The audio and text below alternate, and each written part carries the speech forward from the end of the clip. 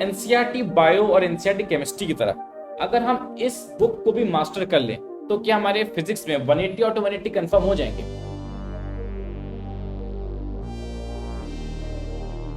Answer है नहीं। अगर आप एनसीईआरटी फिजिक्स को ही सिर्फ करते हैं तो आपके 180 आउट ऑफ 180 नहीं आएंगे। मतलब सर इसको इन बुक्स को फिर मैं फेंक दूं? नहीं नहीं, ऐसा कुछ नहीं है। Still these books are very important. अगर आप इन बुक्स को सही ढंग से लगा लेते हो तो डेफिनेटली एनसीईआरटी फिजिक्स से बहुत सारे क्वेश्चंस डायरेक्टली आते हैं और आप वो क्वेश्चंस कर पाओगे और अपने नीट का फिजिक्स का स्कोर काफी इंप्रूव कर पाओगे। बस इन बुक्स को ढंग से यूज करना आना चाहिए। एक एक एस्पेक्ट इस एनसीईआरटी फिजिक्स हम खोल कर देखेंगे और फाइंड करेंगे क्या बेस्ट वे एनसीईआरटी को कवर करने का। Let's start.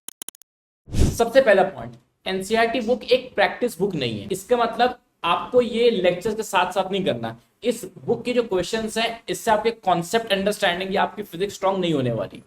ये बुक स्पेशली की जाती है आखिरी के 1 से 2 महीने में, उससे पहले नहीं करनी होती है। जब फिजिक्स आप पढ़ चुके हो, फिजिक्स आप थोड़ी स्ट्रांग कर चुके हो, उसके बाद यहाँ पे आना चाहिए। रीजन इसका ये होता है एनसीईआरटी क्वेश्चंस का जो लेवल है वो थोड़ा सा अजीब है, ना बहुत इजी ना थोड़े से टफ, थोड़े से अटपटे क्वेश्चंस हैं। वो अटपटे क्वेश्चंस आप तभी कर सकते हो जब आपकी फिजिक्स थोड़ी सी, आपको फिजिक्स से बेसिक कॉन्सेप्ट्स आते हैं। और ये अलग ढंग के क्वेश्चंस आप बहुत पहले कर लोगे तो आप डिमोटिवेट हो जाओगे, आपसे सॉल्व भी नहीं होंगे। और अगर सॉल्व हो भी गए नीट के एग्जाम आते आते, क्योंकि अजीब क्वेश्चंस हैं, आप भूल जाओगे इनको कैसे करना है। इसलिए बेस्ट टाइम होता है 1 से 2 महीने पहले करो, क्योंकि अगर डायरेक्ट क्वेश्चंस नीट में आ भी जाए तो भी आपको खुशी हो, कह रहा है ये क्वेश्चन अटपटा क्वेश्चन था बट स्टिल मैंने अभी 30 दिन पहले क्वेश्चन सॉल्व किया है, तो आप कर ले जाओगे। इसलिए ये बुक एंड का हथियार है।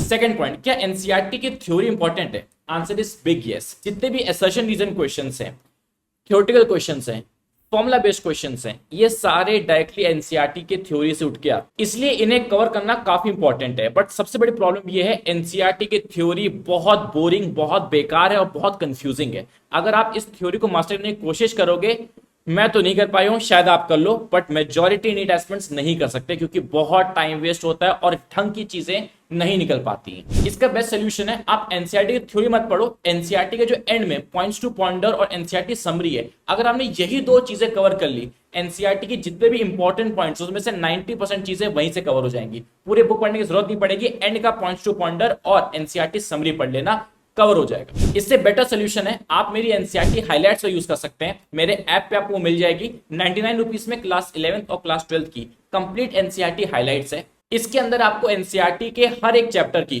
जो इंपॉर्टेंट लाइंस है वो ऑलरेडी मार्क करके रखी हुई है, आपको वो सिर्फ येलो लाइंस पढ़नी है और बाकी चैप्टर को स्किप करना है।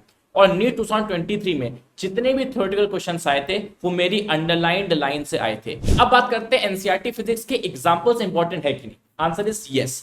पिछले 4 साल से डायरेक्ट सवाल, इवन वैल्यू भी चेंज ना करके सवाल एनसीईआरटी एग्जांपल्स उठाए जाते हैं। एनसीईआरटी एग्जांपल्स बहुत ज्यादा नहीं है, पर चैप्टर 10-12 एग्जांपल्स हैं, बट उससे हर साल क्वेश्चंस उठ के आ रहे हैं। डेफिनेटली इन एग्जांपल्स को करना चाहिए, बट प्रॉब्लम इन एग्जांपल्स के साथ ये है कि बहुत डिफिकल्ट है, बहुत अटपटे एग्जांपल्स हैं। देखो इसका सोल्यूशन यही है, ऐसा नहीं है कि सारे एग्जांपल्स अजीब है। अगर 10 एग्जांपल्स हैं, 10 में से 7 एग्जांपल्स ढंग के हैं, तो आप वो 7 एग्जांपल्स कर लीजिए। जो जो एग्जांपल्स आप समझ पा रहे हो, जो जो एग्जांपल्स आपसे सॉल्व हो पा रहे हो, उसको सॉल्व कर लीजिए। अगर 1-2 एग्जांपल्स बहुत अटपटे, 1-2 अजीब लग रहे हैं, छोड़ दीजिए, उससे वैसे सवाल नहीं बनता। सिंपल एग्जांपल्स जो समझे लायक होते हैं उन्हीं से नीट में क्वेश्चन बनता है। 1-2 अटपटे एग्जांपल्स को हटाइए, समझने की कोशिश करिए, नहीं समझ में आता हटाइए, बाकी 8 एग्जांपल्स को तो अच्छे से कर लीजिए। और बेटर सोल्यूशन मेरी एनसीईआरटी हाइलाइट्स में, एनसीईआरटी हाइलाइट्स में जितने इंपॉर्टेंट एग्जांपल्स है मैंने टिक कर रखे हैं और जो इररिलेवेंट एग्जांपल्स उनको मैंने हटा रखा है, तो वहां से टाइम आपको और ज्यादा सेव हो जाएगा। अब बात करते हैं एनसीईआरटी एक्सरसाइज की। क्या एनसीईआरटी एक्सरसाइज इंपॉर्टेंट है? आंसर इज यस, क्योंकि अभी के सिनेरियो में नीट में बहुत सारे क्वेश्चंस एनसीईआरटी एक्सरसाइज से उठा के पूछे जाते हैं। थोड़ी वैल्यूज चेंज हो जाती है या थोड़ा बहुत लैंग्वेज चेंज हो जाती है, पर जो कॉन्सेप्ट होता है वो एग्जैक्टली वही पूछा जाता है नीट के क्वेश्चन पेपर। बट प्रॉब्लम यह है कि एनसीईआरटी की एक्सरसाइज बहुत अजीब है, कुछ बहुत लेंदी कैलकुलेशंस है, कुछ अजीब है, और ये जो एडिशनल एक्सरसाइज है, राम राम राम, पता नहीं क्या ही क्वेश्चन पूछ लेते हैं, कॉन्फिडेंस ही डाउन हो जाता है। इतना अच्छा से चैप्टर प्रिपेयर कर लो फिर भी वो एडिशनल एक्सरसाइज नहीं सॉल्व होते। इसका बेस्ट सोल्यूशन क्या है? आप एनसीईआरटी के एक्सरसाइज को लगाइए, जो जो क्वेश्चन हो पाते हैं वो कर लीजिए। इंटरनेट पे खासकर एक वेबसाइट है बायजूस, वेदांतु, इन लोगों ने क्या कर रखा है, एनसीईआरटी को अच्छे से सॉल्व किया हुआ है हर एक क्वेश्चन को। तो जो क्वेश्चन आपसे सॉल्व नहीं हो पाते उनका सोल्यूशन आप जाके इन वेबसाइट से दे सकते हैं फ्री ऑफ कॉस्ट, या फिर Amazon पे अरिहंत की बुक आती है, अरिहंत की सोल्यूशन बुक आती है। अगर आपको बुक से पढ़ने की आदत है, आप वो सोल्यूशन बुक को ऑर्डर कर सकते हैं। जो क्वेश्चंस अटके उनका सोल्यूशन देख लो, और फिर भी सर्टेन क्वेश्चन 5% क्वेश्चन जो बहुत ही अजीब लगे, अगेन लीव इट। तो कुछ क्वेश्चंस खुद प्रैक्टिस करिए, कुछ क्वेश्चंस के फ्री ऑफ कॉस्ट या तो वेबसाइट से आप सॉल्यूशंस ढूंढ सकते हैं, वेदांतु बाईजीस मैंने वेबसाइट बता दिया। नहीं तो अगर आपको हैंड रिटन बुक चाहिए तो आप अरिहंत की बुक खरीद सकते हैं, वहां से उन क्वेश्चंस को कवर कर लीजिए। और जो 5-10% क्वेश्चंस बिल्कुल ही समझ में नहीं आ रहे, उसको वैसे आप हटा सकते हैं, उनसे नीट में सवाल नहीं आएंगे। यहां पर हम एक इंपॉर्टेंट एस्पेक्ट को मिस कर रहे हैं, वो है एनसीईआरटी एग्जाम्पलर। बहुत लोगों को पता नहीं है, एक और बुक इसका एक छोटा भाई भी एग्जिस्ट करता है जिसको हम बोलते हैं एनसीईआरटी एग्जाम्पलर। वहां से भी डायरेक्ट क्वेश्चंस नीट के क्वेश्चन पेपर में आपको मिलते हैं। बट अगेन एनसीईआरटी एग्जाम्पलर्स में बहुत सारे क्वेश्चंस हो जाते हैं, सिंगल क्रेडिट, मल्टीपल क्रेडिट, बहुत सारे।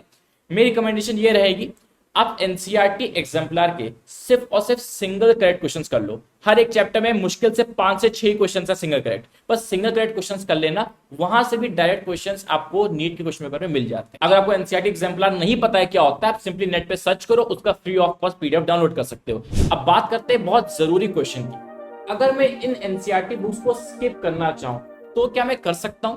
क्या जरूरी है एनसीईआरटी फिजिक्स को करना?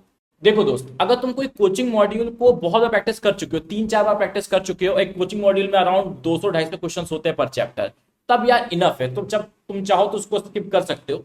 बट इसका मेन इंपॉर्टेंस क्या होता है, मैंने बताया एंड के 1 से 2 महीने में आपको करना है। अब एंड के 1 से 2 महीने में आप रिवीजन करते हो। अब एंड के 1 से 2 महीने में आपके पास टाइम नहीं है कि वापस से 200 क्वेश्चन प्रैक्टिस कर पाओ पर चैप्टर, तब आपके पास लिमिटेड टाइम रहेगा और आप ऐसे क्वेश्चन प्रैक्टिस करना चाहोगे जहां से डायरेक्ट क्वेश्चन नीट के पेपर में दिख जाए। वहां पर ये इंपॉर्टेंट हो जाती है। अब ना आपके पास टाइम रहेगा 200 क्वेश्चन करने का एंड के टाइम पे, और ना आपके पास इतनी एनर्जी बचेगी। इसलिए मैं कहता हूं एनसीईआरटी फिजिक्स को करना बेटर ही रहता है। आखिरी टाइम पे एक बार फिजिक्स थोड़ी स्ट्रॉन्ग कर लो, उनके बाद इन क्वेश्चन को करके चले जाओ। मन खुश हो जाता है अगर नीट के पेपर में डायरेक्ट क्वेश्चंस आपको मिलते हैं। आई होप आपको एनसीईआरटी फिजिक्स की प्रॉपर अंडरस्टैंडिंग मिल चुकी होगी, और एनसीईआरटी फिजिक्स को अच्छे से मास्टर करना है। आप एनसीईआरटी हाइलाइट्स मेरी खरीद सकते हैं, मेरा ऐप डाउनलोड कर लेना, प्ले स्टोर में आपको मिल जाएगा। ऐप स्टोर के लिए डिस्क्रिप्शन बॉक्स में देख लेना, वहां से आप एक्सेस कर सकते हो। That's it for the video, thank you so much.